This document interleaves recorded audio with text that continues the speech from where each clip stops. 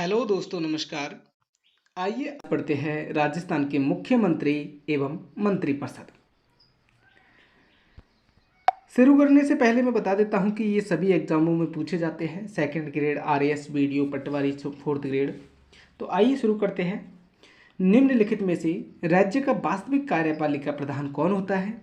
तो राज्य का वास्तविक कार्यपालिका प्रधान होता है मुख्यमंत्री, जबकि नाम मात्र का प्रधान कौन होता है? ये होता है राज्यपाल। नेक्स्ट क्वेश्चन, मुख्यमंत्री की नियुक्ति भारत के संविधान के किस अनुच्छेद के अंतर्गत होती है? तो मुख्यमंत्री की नियुक्ति भारत का संविधान अनुच्छेद 164 के अंतर्गत भारत के मुख्यमंत्री की नियुक्ति होती है। देखिए 164 में तो क्या है, मंत्रियों के बारे में है, उपबंध है। और 164(1) में क्या है, मुख्यमंत्री की नियुक्ति राज्यपाल करेगा।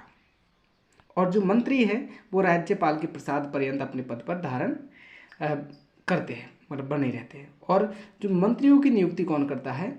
राज्यपाल ही करता है। किसकी सलाह पर? मुख्यमंत्री की सलाह पर। संविधान के 164(1) के अनुसार राजस्थान का मुख्यमंत्री होता है, कैसा होता है? नियुक्त होता है। कौन नियुक्त करता है? राज्यपाल करता है। राज्य मंत्रिपरिषद अपने पद पर बना रहता है, तो ये राज्यपाल के प्रसाद पर्यंत। जो राज्य के मंत्रिपरिषद है वे अपने पद पर बने रहते हैं, तो राज्यपाल के प्रसाद पर्यंत। इसी प्रकार राज्यपाल किसके प्रसाद पर्यंत है? राष्ट्रपति के प्रसाद पर्यंत। निम्न कथनों को पढ़कर सही विकल्प का चयन करिए। तो अनुच्छेद 163 के अनुसार राज्यपाल को सहायता और सलाह देने के लिए क्या है? मंत्रिपरिषद है। ये बात सही है। नेक्स्ट आते हैं अनुच्छेद 164 में 164(1) के अनुसार मुख्यमंत्री की नियुक्ति कौन करता है? राज्यपाल करता है। अनुच्छेद 164(1) के अनुसार मंत्री राज्यपाल के प्रसाद पर्यंत अपने पद पर धारण करेंगे। ये बात बिल्कुल सही है, तो ऑप्शन 4 सही है, उपरोक्त में सही। राज्य मंत्रिपरिषद सामूहिक रूप से उत्तरदायी है किसके? विधानसभा के प्रति। राज्य मंत्रिपरिषद सामूहिक रूप से उत्तरदायी है विधानसभा के प्रति। अनुच्छेद 164(2) में मंत्रिपरिषद राज्य की विधानसभा के प्रति सामूहिक रूप से उत्तरदायी है। राज्य मंत्रिपरिषद जवाबदेही है किसके? ये जवाबदेही है राज्य विधानसभा के प्रति। राज्य मंत्रिपरिषद जवाबदेही है राज्य विधानसभा के प्रति। भारतीय संविधान के किस अनुच्छेद के अंतर्गत राज्य मंत्रिमंडल अपने कार्यों के लिए विधानसभा के प्रति सामूहिक रूप से उत्तरदायी होता है?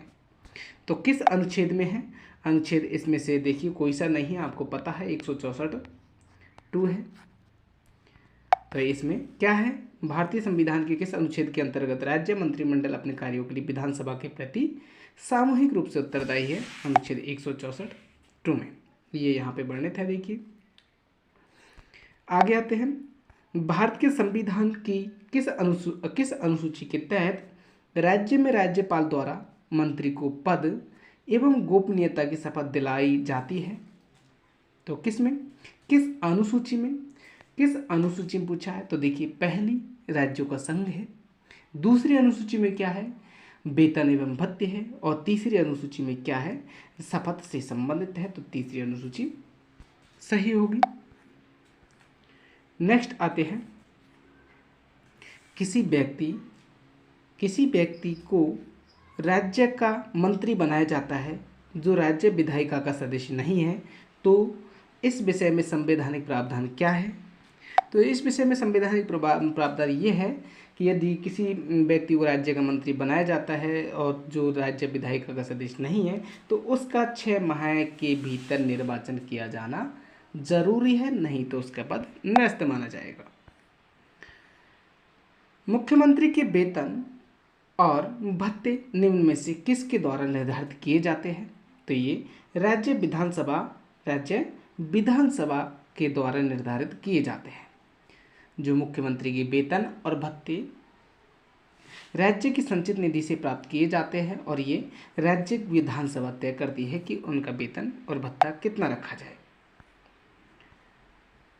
देखिए अनुच्छेद 164(5) में मंत्रियों के वेतन और भत्ते राज्य विधानमंडल की विधि द्वारा अवधारित किए जाते हैं।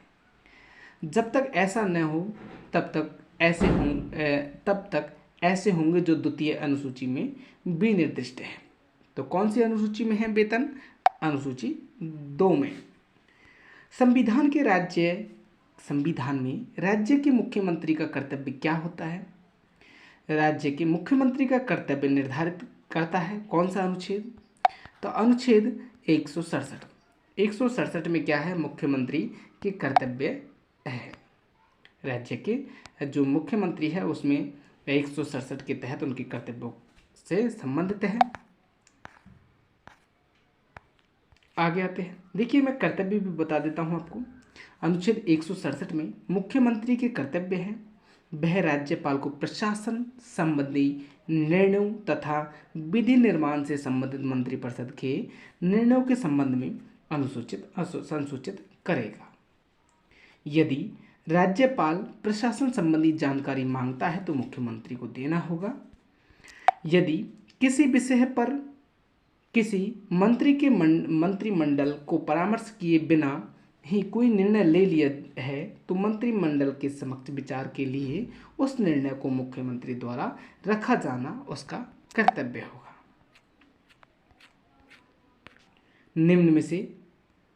निम्न पर विचार कीजिए एवं नीचे दिए गए कूटों का प्रयोग करते हुए सही उत्तर का चयन करना है। आरएस एग्जाम में पूछा हुआ क्वेश्चन है दोस्तों, डरिए मत। डरोगे तो फिर कैसे लड़ोगे? तो आइए यहाँ पे ऑप्शन दिया हुआ है तो पूछा है सही करते हुए, मतलब बोले तो सही उत्तर का चयन करना है। मुख्यमंत्री राज्य के कार्यों का प्रशासन संबंधी विनिश्चय राज्यपाल को संसूचित करता है। ये बात सही है, संसूचित करता है। मुख्यमंत्री विधान विषय प्रस्तावनाओं के बारे में राज्यपाल को संसूचित करेगा। ये बात भी सही है। और मुख्यमंत्री राष्ट्रीय विकास परिषद की बैठकों में भाग लेता है। ये बात भी सही है, मुख्यमंत्री राष्ट्रीय विकास परिषद की बैठकों में भाग लेता है। और मुख्यमंत्री किसी विषय को जिस पर किसी मंत्री ने विनिश्चय कर लिया है किंतु मंत्रिपरिषद ने विचार नहीं किया, राज्यपाल द्वारा अपेक्षा किए जाने पर मंत्रिपरिषद के समक्ष रखवाता है। ये बात भी सही है। तो ऑप्शन चौथा सही हो जाएगा। पहला, दूसरा, तीसरा, चौथा सही हो जाएगा। संविधान के किस संशोधन द्वारा अनुच्छेद 164(1) के बाद एक नया उपबंध 1 जोड़ा गया जो मुख्यमंत्री सहित मंत्रियों की अधिकतम संख्या की सीमा निर्धारित करता है? तो ये है 91वां संविधान संशोधन, 91वां संविधान संशोधन। 91वां संविधान संशोधन अधिनियम 2003 द्वारा संविधान के अनुच्छेद 164(1) में उपबंधित किया गया है कि मंत्रिपरिषद में मंत्रियों की कुल संख्या, जिसमें मुख्यमंत्री भी शामिल है, राज्य विधानसभा के सदस्यों के कुल सदस्य संख्या के 15% से अधिक नहीं होगी। अर्थात राज्य मंत्रिपरिषद में मुख्यमंत्री सहित कुल मंत्रियों की संख्या अधिकतम कितनी हो सकती है? 30, बोले तो 29 मंत्री और एक मुख्यमंत्री होगा। और न्यूनतम कितनी होगी? 12, 11 मंत्री और एक मुख्यमंत्री। तो याद रखना, ये पूछा जाता है राज्य विधानसभा के सदस्यों का लगभग 15%। तो देखिए हमने देखा था कि हमारे कितना है 200, और 200 का 15% निकालते हैं तो 0 से 0 का ही 15 दूना 30 होगी। तो राज्य में हमारे राजस्थान में कितनी है? 30 है। राजस्थान की मंत्रिपरिषद में मुख्यमंत्री सहित विधानसभा की कुल सदस्य संख्या के अधिक से अधिक कितने प्रतिशत सदस्य हो सकते हैं? तो कितने हो सकते हैं? 15%। आगे आते हैं। भारतीय संविधान के निम्नलिखित में से कौन से अनुच्छेद में यह उल्लेख है कि किसी राज्य की मंत्रिपरिषद में मुख्यमंत्री सहित मंत्रियों की कुल संख्या उस राज्य की विधानसभा के सदस्यों की कुल संख्या के 15% से अधिक नहीं होगी? तो ये कहा है अनुच्छेद 164(1) में। कौन सा कथन गलत है? तो दोस्तों देखिए, कमला बेनीवाल राजस्थान की पहली महिला मंत्री रही थी। क्या पूछा है, कौन सा कथन गलत है। कमला बेनीवाल राजस्थान की पहली महिला मंत्री रही थी, ये बात सही है। 91वें संविधान संशोधन के बाद राजस्थान के मंत्रियों की कुल महिला मंत्रियों की संख्या मुख्यमंत्री सहित 7 से कम नहीं होगी, ये गलत है, क्योंकि हमने बताया था कितना, 12 से कम नहीं होगी। 91वें संविधान संशोधन के बाद राजस्थान के मंत्रिपरिषद में कुल मंत्रियों की संख्या मुख्यमंत्री सहित 12 से कम नहीं होगी, ये बात सही है। और 91वें संविधान संशोधन के बाद राजस्थान के मंत्रिपरिषद में कुल मंत्रियों की संख्या मुख्यमंत्री सहित 30 से अधिक नहीं होगी, ये बात भी सही है। तो दूसरा गलत था। राजस्थान मंत्रिपरिषद की न्यूनतम संख्या कितनी हो सकती है, तो ये हो सकती है 11 + 1, बोले तो 11 मंत्री और 1 मुख्यमंत्री। राजस्थान के मंत्रिपरिषद में मुख्यमंत्री सहित अधिक से अधिक कितने सदस्यगण हो सकते हैं, तो कितने हो सकते हैं, अधिक से अधिक 30। राज्य मंत्रिपरिषद में कम से कम कितने सदस्य होने अनिवार्य है, तो कितने, कम से कम 12। देखते आ रहे हैं हम सब। राजस्थान में राष्ट्रपति शासन कितनी बार लागू हुआ, तो ये हुआ था 4 बार। देखिए राजस्थान में राष्ट्रपति शासन कब कब हुआ था, बता देता हूँ। 67 तक, बोले तो 14 मार्च 1967 से 26 अप्रैल 1967 तक। पहली बार कौन था, मोहनलाल सुखाड़िया के समय। दूसरी बार हुआ था हरिदेव जोशी, बोले तो 77 से 77 के मध्य, हरिदेव जोशी के काल में। और तीसरी बार हुआ था भैरव सिंह शेखावत के समय, 80 से 80 तक ही, बोले तो 17 फरवरी 1980 से 17 जुलाई 1980 तक।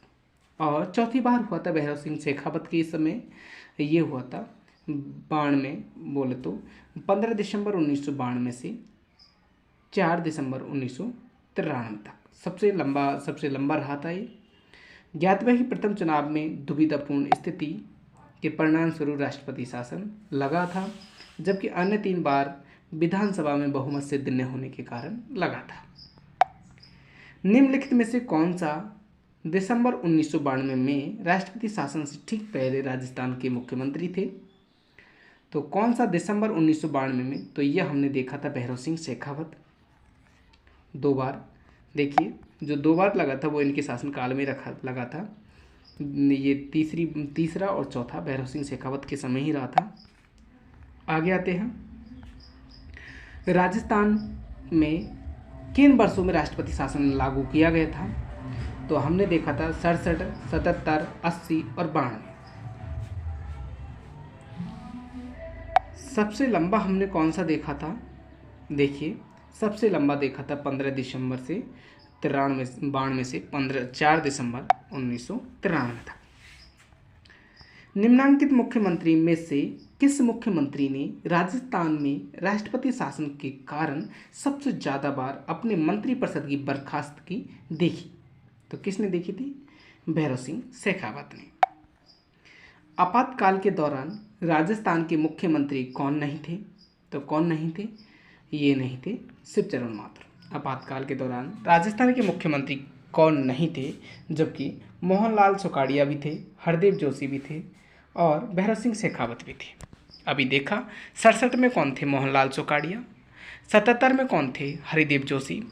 और हरिदेव जोशी भैरव सिंह 2 बार रहे थे ना, तो हमने देखा था, हाँ बिल्कुल हरिदेव जोशी रहे थे 80 में। कहाँ चल रहे थे हम, यहाँ पे चल रहे थे आपातकाल के दौरान। हरदेव जोशी रहे, भैरव सिंह शेखावत कब रहे थे, 80 में और 92 में। जबकि 77 में कौन रहे थे, हरदेव जोशी। 67 में कौन रहे थे, मोहनलाल सुखाड़िया। और भैरव सिंह शेखावत रहे थे 80 और 92 में। राजस्थान के किस मुख्यमंत्री के कार्यकाल में सर्वाधिक बार राष्ट्रपति शासन लगाया गया, तो ये लगाया गया था भैरव सिंह शेखावत के समय, 2 बार लगा था। विधानसभा चुनाव में अस्पष्ट बहुमत के कारण राजस्थान में राष्ट्रपति शासन कब लगाया गया था, तो लगाया गया था 1967 में। विधानसभा चुनाव में अस्पष्ट बहुमत के कारण राजस्थान में राष्ट्रपति शासन कब लगाया गया था? 1967 में। एक बार मैं एक क्वेश्चन को फिर से मैं दोहराना चाहता हूँ। देखिए, यहाँ पे ध्यान दीजिए कि प्रथम चुनाव में दुविधापूर्ण अस्पष्ट बहुमत के परिणाम स्वरूप राष्ट्रपति शासन लगा था, जबकि अन्य 3 विधानसभा में बहुमत सिद्ध न होने के कारण यहाँ पे क्या हुआ था? अस्पष्ट बहुमत के परिणाम स्वरूप दुविधापूर्ण स्थिति आई थी यहाँ पे, तब जाके लगा था, जबकि अन्य 3 विधानसभाओं में बहुमत सिद्ध न होने के कारण यहाँ पे 3 में क्या हुआ था? बहुमत सिद्ध नहीं हुआ था, इसलिए लगे थे। तो इसमें पूछा क्या है? विधानसभा चुनाव में अस्पष्ट बहुमत के कारण राजस्थान में राष्ट्रपति शासन कब लगाया गया था? तो ये लगाया गया था मोहनलाल चौकाड़िया के समय। भारत के प्रथम निर्वाचित मुख्यमंत्री कौन थे? ये थे टीकाराम पालीवाल। टीकाराम पालीवाल कहाँ के थे? दौसा के थे। राजस्थान के प्रथम निर्वाचित मुख्यमंत्री जो 1992 से 1992 तक ही रहे थे, ये प्रथम निर्वाचित मुख्यमंत्री थे। राजस्थान के मुख्यमंत्रियों में निम्नलिखित में से कौन भ्रष्टाचार उन्मूलन समिति 1962 के सदस्य रहे? तो कौन रहे थे? टीकाराम पालीवाल। कौन राजस्थान के मुख्यमंत्री एवं उप मुख्यमंत्री के पद पर रहे थे? तो कौन रहे थे उप मुख्यमंत्री और मुख्यमंत्री के पद पर? टीकाराम पालीवाल। 15 दिसंबर 2023 को भाजपा सरकार भजनलाल शर्मा मंत्रिमंडल में एवं दिया कुमारी एवं प्रेमचंद बैरवा ने 6वें उप मुख्यमंत्री के रूप में शपथ लिए हैं। पूर्व में 4 उप मुख्यमंत्री कांग्रेस और भाजपा चार मुख्यमंत्री उप मुख्यमंत्री कांग्रेस से और 1 भाजपा सरकार से बन चुके हैं। कांग्रेस में 1952 में टीकाराम पालीवाल, जयनारायण व्यास मंत्रिमंडल में टीकाराम पालीवाल, 1998 से 2003 तक चली अशोक गहलोत सरकार ने बनवारी लाल बैरवा, कमला बेनीवाल 2018 में और सचिन पायलट उप मुख्यमंत्री रहे। भाजपा में कौन रहे थे? भाजपा में भैरव सिंह शेखावत के कार्यकाल में 93 से 98 में हरिशंकर भावड़ा उप मुख्यमंत्री रहे थे। ये आपको याद नहीं करने हैं, छोड़िए उनको। राजस्थान के मुख्यमंत्री रहने के बाद दूसरे मुख्यमंत्री के मंत्रिमंडल में उप मुख्यमंत्री रहने वाले कौन थे? तो ये थे टीकाराम पालीवाल। राजस्थान के मुख्यमंत्री रहने के बाद दूसरे मुख्यमंत्री के मंत्रिमंडल में उप मुख्यमंत्री रहने वाले थे टीकाराम पालीवाल। कथनों का ध्यानपूर्वक पढ़िए और क्या जवाब देना है? सही विकल्प का चयन करना है। टीकाराम पालीवाल राजस्थान में एकमात्र मुख्यमंत्री है जो उप मुख्यमंत्री भी रहे, बिल्कुल सही बात है। और हरिशंकर भावड़ा राजस्थान में अब तक सबसे लंबे समय तक उप मुख्यमंत्री रहने वाले सदस्य थे।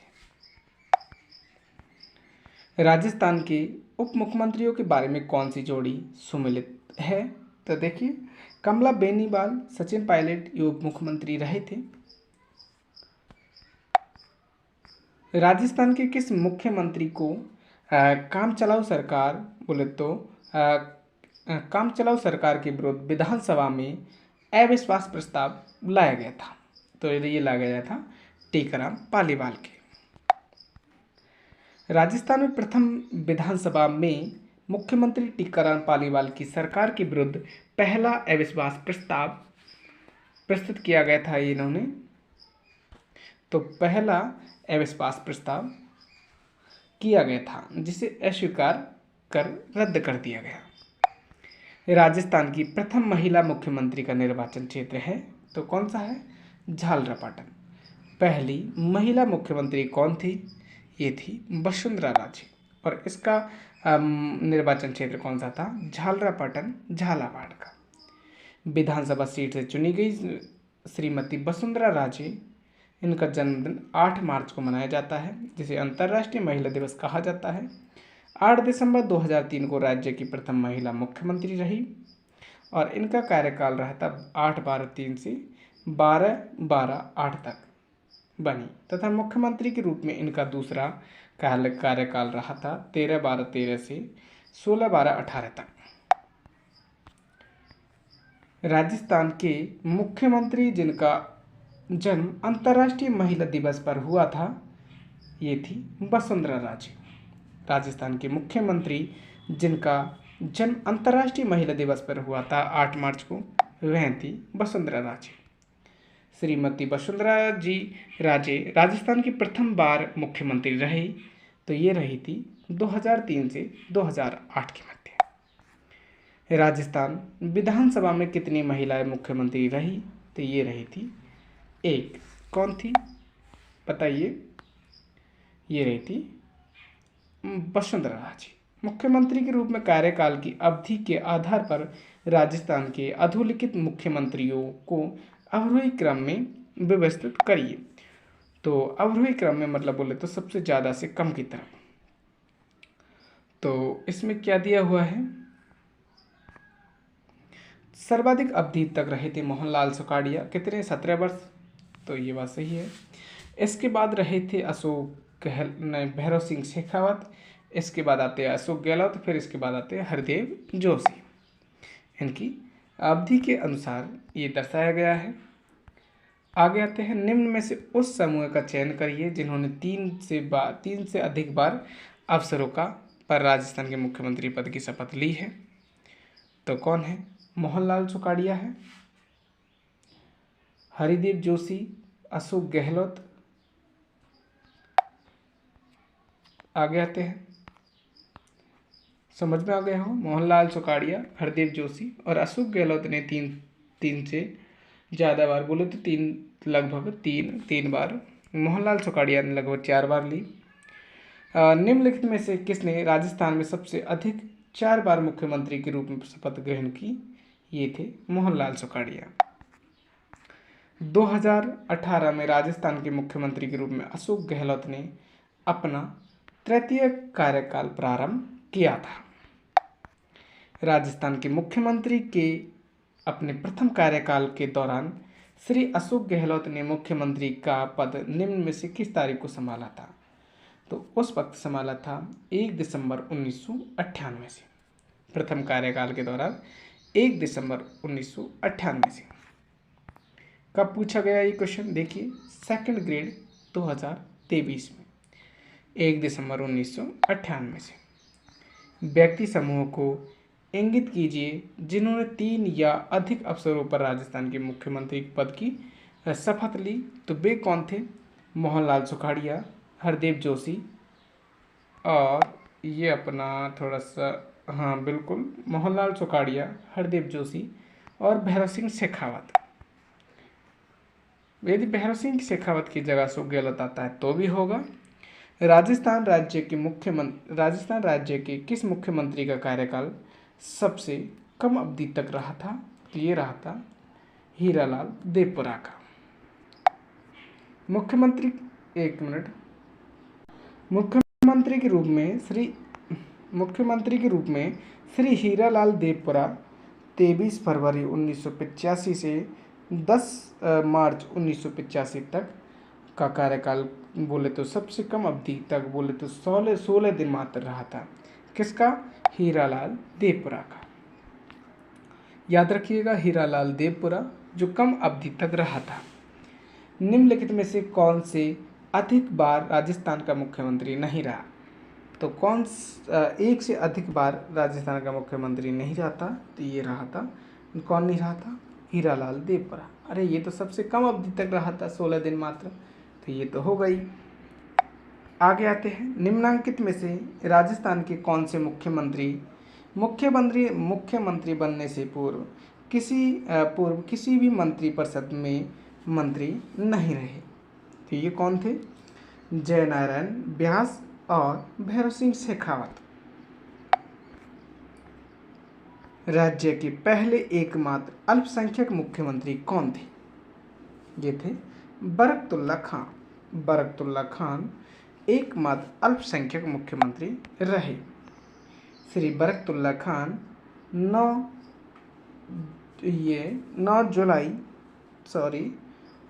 जुलाई 1971 से 10 अक्टूबर 1973 73 तक राज्य के पहले व एकमात्र अल्पसंख्यक मुख्यमंत्री रहे थे। राजस्थान की प्रथम निर्वाचित लोकतांत्रिक सरकार का गठन हुआ तो कब हुआ था? 3 मार्च 1952 को। राजस्थान की प्रथम निर्वाचित लोकतांत्रिक सरकार का गठन हुआ था 3 मार्च 1952 को। देखिए, प्रथम निर्वाचित लोकतांत्रिक सरकार 3 मार्च 1952 से 30 अक्टूबर 1952 तक रही। 52 तक प्रथम विधानसभा चुनावों में तत्कालीन मुख्यमंत्री जयनारायण व्यास के चुनाव हार जाने के कारण श्री टीकाराम पालीवाल के नेतृत्व में सरकार बनी। पालीवाल मंत्रिमंडल में 31 अक्टूबर 1992 को त्यागपत्र दे दिया इसने। कौन सा विकल्प राजस्थान के मुख्यमंत्रियों के कार्यकाल का सही क्रम है? कार्यकाल देखते हैं, हरिदेव जोशी हो सकता है। एक बार नीचे भी यहाँ पे भी देख लेते हैं, कुछ गड़बड़ हो जाए कहीं। हाँ, तो बिल्कुल करेक्ट है पहला ही। कार्यकाल हरिदेव जोशी का ज़्यादा, इससे कम भैरव सिंह शेखावत का, इससे कम जगन्नाथ पहाड़ी का, इसके बाद शिवचरण माथुर का। आइए तो इनके बारे में समझते हैं। आइए, मोहनलाल सुखाड़िया 1954 से 1971 तक रहे थे। बरकतुल्ला खान ये 71 से 73 तक रहे थे। और हरिदेव जोशी ये 73 से 77 तक रहे थे। और भैरव सिंह शेखावत 77 से 1980 तक रहे थे। जगन्नाथ पहाड़िया 80 से 81 और शिवचरण माथुर 81 से 85 तक रहे थे। 85 तक का डाटा आपको मिल गया। आगे आइए, निम्नलिखित में से सुमेलित करना है हमें। इसको क्या करना है? सुमेलित करना है। तो आइए सुमेलित करते हैं। जगन्नाथ पहाड़िया ये कब से कब तक रहे थे? तो अभी देखा था हमने 80 से 81 जगन्नाथ पहाड़िया।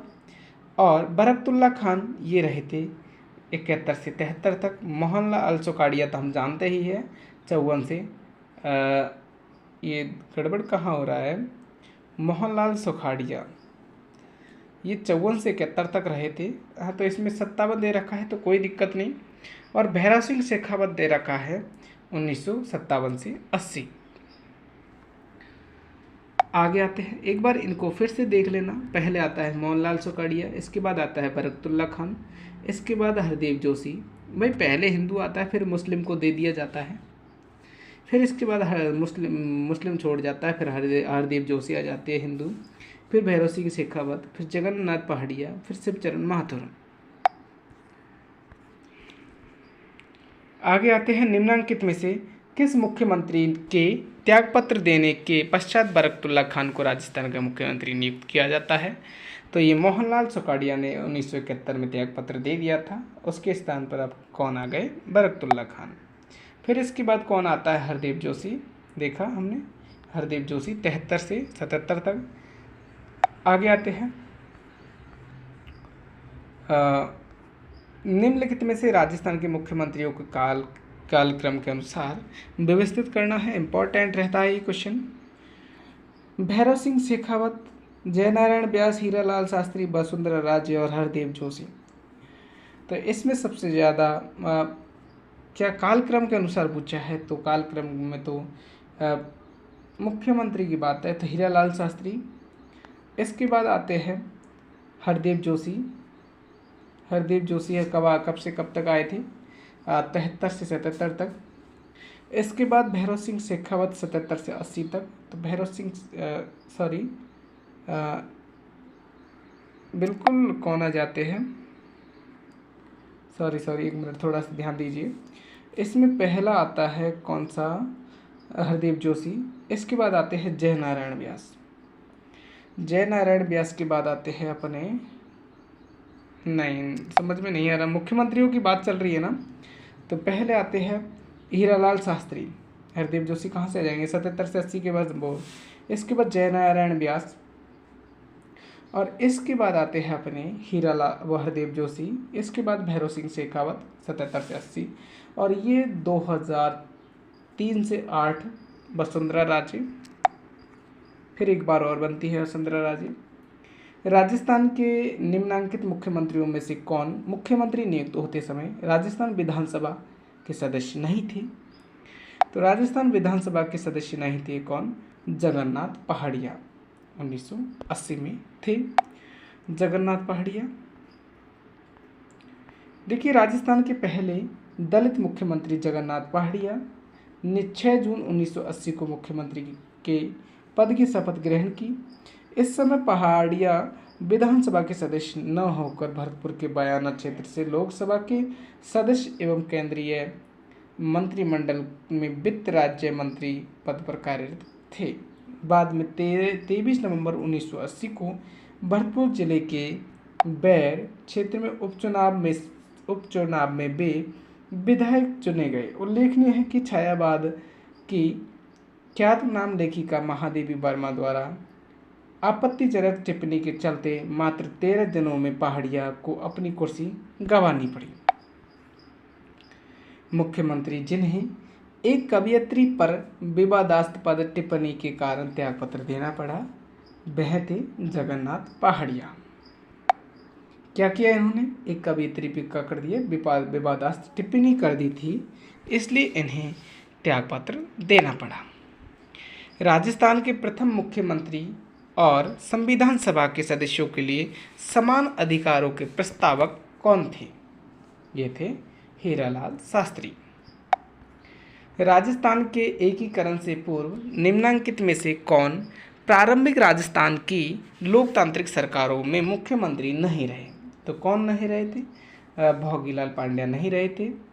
देखिए, गोकुललाल असबा, शोभाराम, माणिक्यलाल वर्मा, ये एकीकरण से पूर्व क्या रहे थे? मुख्यमंत्री रहे थे। भोगीलाल पांड्या राजस्थान के डूंगरपुर के एक स्वतंत्रता सेनानी और सामाजिक कार्यकर्ता थे। भोगीलाल पांड्या कहाँ के थे? डूंगरपुर के।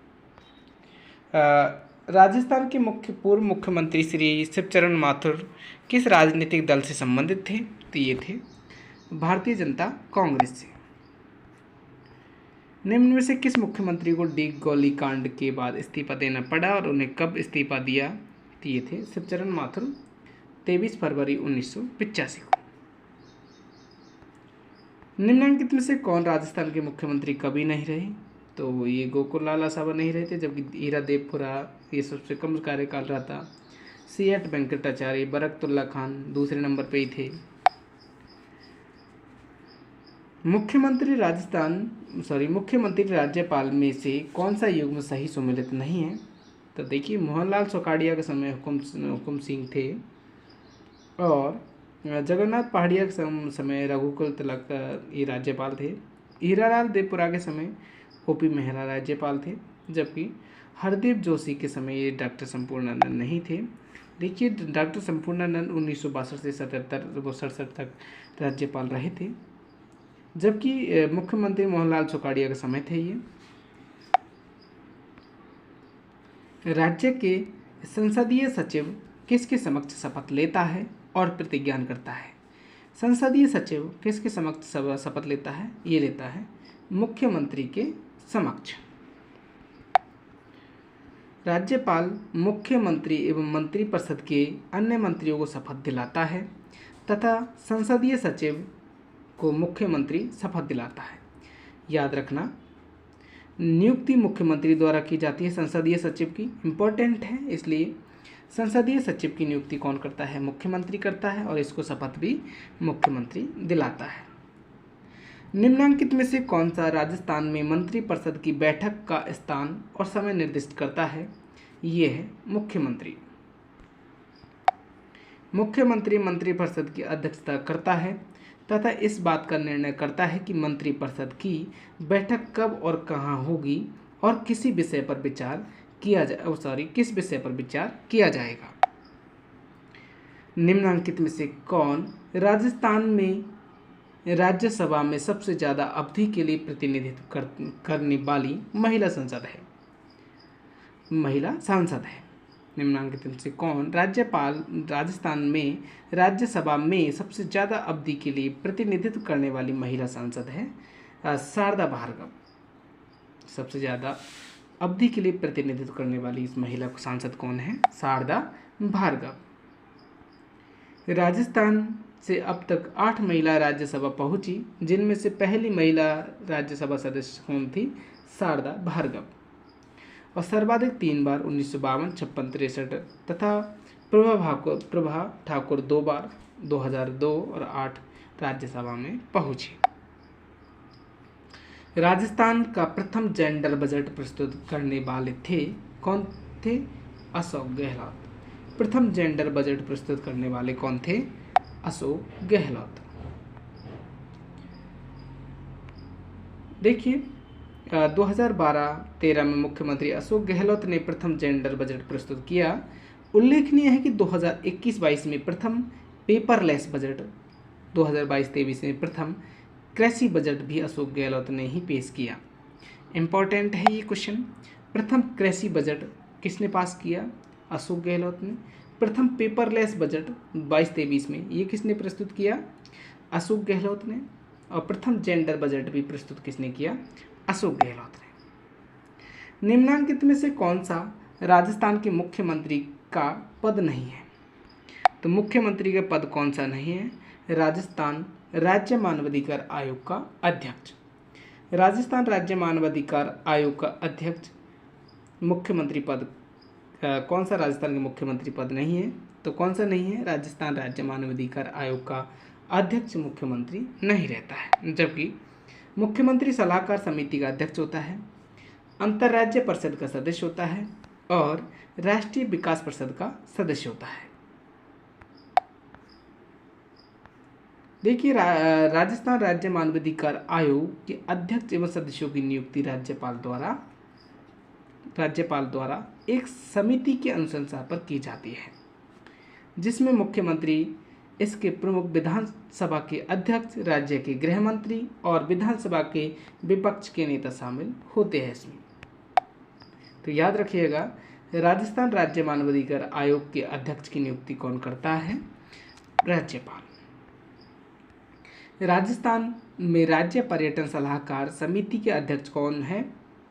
तो ये कौन होते हैं? मुख्यमंत्री होते हैं। राजस्थान में राज्य पर्यटन सलाहकार समिति के अध्यक्ष मुख्यमंत्री होते हैं। देखिए राजस्थान पर्यटन नीति 2020 के प्रावधानों की पालना में मुख्यमंत्री की अध्यक्षता में राज्य पर्यटन सलाहकार समिति का गठन किया गया, जिसमें पर्यटन मंत्री, उपाध्यक्ष और आयुक्त एवं निदेशक पर्यटन विभाग सदस्य सचिव होते हैं। राजस्थान में निम्नांकित मुख्यमंत्रियों में से कौन लोकसभा के सदस्य नहीं रहे? तो लोकसभा के सदस्य कौन नहीं रहे थे? इधर तो हरदेव जोशी नहीं रहे थे, भैरव सिंह शेखावत नहीं रहे थे और बरकतुल्ला खान भी ये राजस्थान के क्या लोकसभा के सदस्य नहीं रहे थे, जबकि टीकाराम पालीवाल रहे थे। देखिए टीकाराम पालीवाल 1962 में हिंडौन लोकसभा से निर्दलीय प्रत्याशी के रूप में निर्वाचित हुए थे। ज्ञातव्य है कि अशोक गहलोत 1980, 84, 91, 96, 98 में तथा वसुंधरा राजे 89, 91, 96, 98, 99 में लोकसभा सदस्य रहे थे। देखिए 4-5 बार ही वसुंधरा राजे लोकसभा के सदस्य रहे थे और 5 बार ही अशोक गहलोत रहे थे। तो 2 बार राज्यपाल, 2 बार मुख्यमंत्री रही थी वसुंधरा राजे, जबकि अशोक गहलोत 3 बार रहे थे। आगे आते हैं, सुमेलित करना है राज्यपाल और मुख्यमंत्री से संबंधित सुमेलित करना है। भैरव सिंह शेखावत, इनके समय में रघुकुल तिलक थे। बरकतुल्ला खान, इनके समय में सरदार जोगिंदर और मोहनलाल सुखाड़िया, इनके समय में ये संपूर्णानंद भी थे। और वसुंधरा राजे के समय में कौन थे? मदन लाल खुराना। मुख्यमंत्री व राज्यपाल में दिए गए विकल्प सभी सुमेलित हैं। देखिए ये अपना लास्ट क्वेश्चन रहेगा, मुख्यमंत्री बनने के लिए कितनी आयु आवश्यक है? तो यह है 25 वर्ष। इसके बारे में देखिए, मुख्यमंत्री राज्य सरकार का निर्वाचित प्रमुख होता है। इसके लिए भारत का नागरिक होना मूलभूत मानदंड है और कम से कम 25 वर्ष या उससे अधिक आयु का होना चाहिए तथा राज्य विधानसभा का सदस्य होना चाहिए। आगे कुछ ऐसा है नहीं है। और देख, बनने को तो काफ़ी क्वेश्चन बन सकते हैं, लेकिन ऐसा कुछ नहीं है इसमें से। ठीक है, मिलते हैं अगली वीडियो में दोस्तों। यहाँ पे आगे अपना चैप्टर रहेगा विधानसभा और विधान परिषद। मिलते हैं अगली वीडियो में दोस्तों।